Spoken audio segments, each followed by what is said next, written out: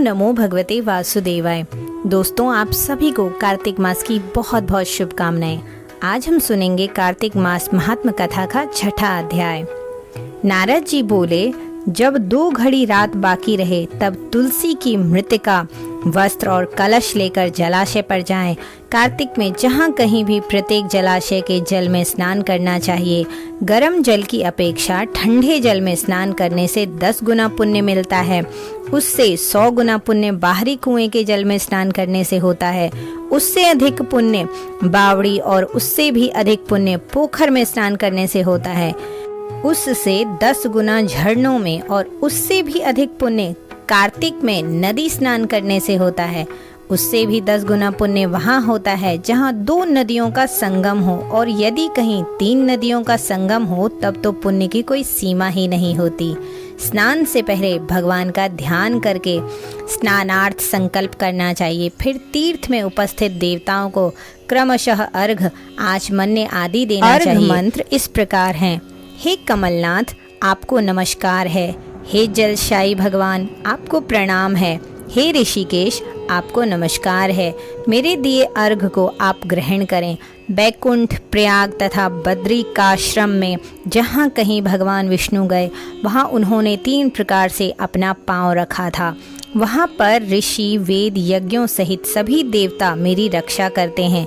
हे जनार्दन, हे दामोदर, हे देवेश, आपको प्रसन्न करने हेतु मैं कार्तिक मास में विधि विधान से ब्रह्म मुहूर्त में स्नान कर रहा हूँ या रही हूँ। आपकी कृपा से मेरे सभी पापों का नाश हो। हे प्रभु, कार्तिक मास में व्रत तथा विधि पूर्वक स्नान करने वाला मैं अर्घ देता हूँ। आप राधिका सहित ग्रहण करें। हे कृष्ण, हे बलशाली, राक्षसों का संहार करने वाले भगवान, हे पापों का नाश करने वाले, कार्तिक मास में प्रतिदिन दिए हुए मेरे इस अर्घ द्वारा कार्तिक स्नान का व्रत करने वाला फल मुझे प्राप्त हो। विष्णु, शिव तथा सूर्य का ध्यान करके जल में प्रवेश कर नाभि के बराबर जल में खड़े होकर विधि पूर्वक स्नान करना चाहिए। गृहस्थी को तिल और आंवले का चूर्ण लगाकर तथा विधवा स्त्री या यति को तुलसी की जड़ की मिट्टी लगाकर स्नान करना चाहिए। सप्तमी, अमावस्या, नवमी, त्रयोदशी, द्वितीया, दशमी आदि तिथियों को आंवला तथा तिल से स्नान करना वर्जित है। स्नान करते हुए निम्न शब्दों का उच्चारण करना चाहिए। जिस भक्ति भाव से भगवान ने देवताओं के कार्य के लिए 3 प्रकार का रूप धारण किया था, वही पापों का नाश करने वाले भगवान विष्णु अपनी कृपा से मुझे पवित्र बनाएं। जो मनुष्य भगवान विष्णु की आज्ञा से कार्तिक व्रत करता है उसकी इंद्रादि सभी देवता रक्षा करते हैं, इसलिए वह मुझको पवित्र करें। बीजों, रहस्यों तथा यज्ञों सहित वेदों के मंत्र, कश्यप आदि ऋषि, इंद्रादि देवता मुझे पवित्र करें। अदिति आदि सभी नारियां, यज्ञ सिद्ध सर्प और समस्त औषधियां व तीनों लोकों के पहाड़ मुझे पवित्र करें। इस प्रकार कहकर स्नान करने के बाद मनुष्य को हाथ में पवित्री धारण करके देवता, ऋषि, मनुष्यों तथा पितरों का विधि पूर्वक तर्पण करना चाहिए। समय तर्पण में जितने तिल रहते हैं उतने वर्ष पर्यंत व्रती के पितृगण स्वर्ग में वास करते हैं। उसके बाद व्रती को जल से निकलकर शुद्ध वस्त्र धारण करने चाहिए। सभी तीर्थों के सारे कार्यों से निवृत्त होकर पुनः भगवान विष्णु का पूजन करना चाहिए। सभी तीर्थों के सारे देवताओं का स्मरण करके भक्ति पूर्वक सावधान होकर चंदन, फूल और फलों के साथ भगवान विष्णु को फिर से अर्घ देना चाहिए। अर्घ के मंत्र का अर्थ इस प्रकार है। मैंने पवित्र कार्तिक मास में स्नान किया है। हे विष्णु, राधा के साथ आप मेरे दिए अर्घ को ग्रहण करें। तत्पश्चात चंदन, फूल और तांबूल आदि से वेद पाठी ब्राह्मणों का श्रद्धा पूर्वक पूजन करें और बारंबार नमस्कार करें। ब्राह्मणों के दाएं पांव में तीर्थों का वास होता है, मुंह में वेद और समस्त अंगों में देवताओं का वास होता है। अपने कल्याण की इच्छा रखने वाले मनुष्य को इनका ना तो अपमान करना चाहिए और ना ही इनका विरोध करना चाहिए।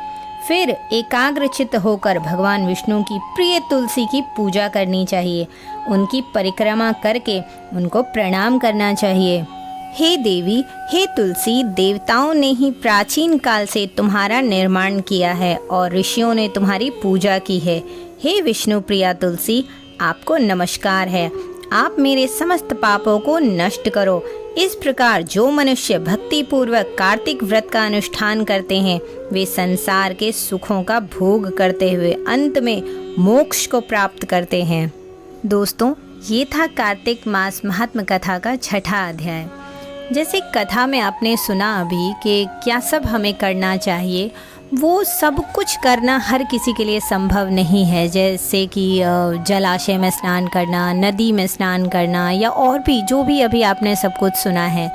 तो हमें ये नहीं सोचना चाहिए कि हम जैसे कहाँ जाके स्नान करें, नदी नहीं है, तालाब नहीं है। हम घर में भी रहकर ये छोटे मोटे जो काम हैं वो कर सकते हैं। जैसे कि आप अपने नहाने के जल में थोड़ा सा गंगाजल मिला लीजिए, तिल ले लीजिए, उससे भी संपूर्ण फल की प्राप्ति होती है।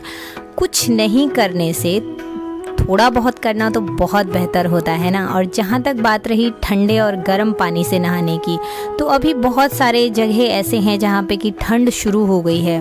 तो ऐसा नहीं है कि आप हमेशा ठंडे पानी से ही नहाइए, आप थोड़ा सा उसमें गर्म पानी मिला लीजिए और गुनगुने पानी से भी आप स्नान कर सकते हैं।